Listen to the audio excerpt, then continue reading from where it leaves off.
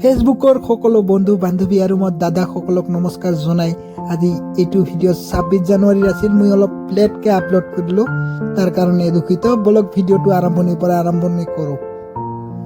যিহেতু আজি 26 জানুৱাৰী মোক অফিচলৈ যাব লাগে পতাকা উত্তোলন কৰা, আৰু ধুনীয়া পৰিৱেশৰ মাজত মই পতাকা উত্তোলন কৰিবলৈ মোৰ অফিচত গ'লোঁ।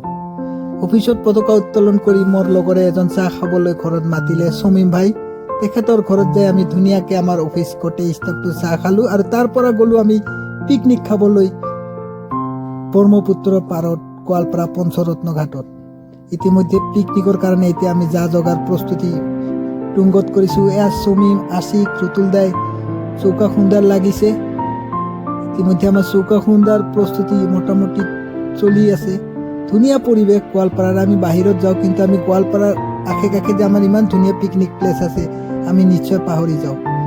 বহুত ধুনীয়া, আপোনালোকেও আহিব পাৰে পঞ্চৰত্ন ঘাটত।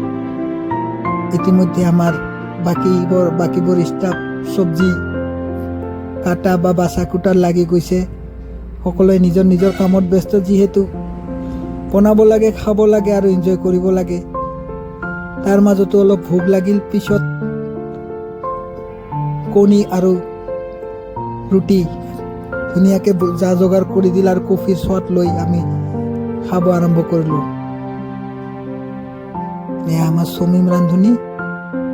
ধুনীয়া পৰিৱেশ। আপোনালোকেও কেতিয়াবা নিজৰ ফেমিলি লৈ খাব পাৰে, ইমান দূৰত যোৱাতকৈ গোৱালপাৰা চহৰৰ কাষতে ইমান ধুনীয়া প্লেচ।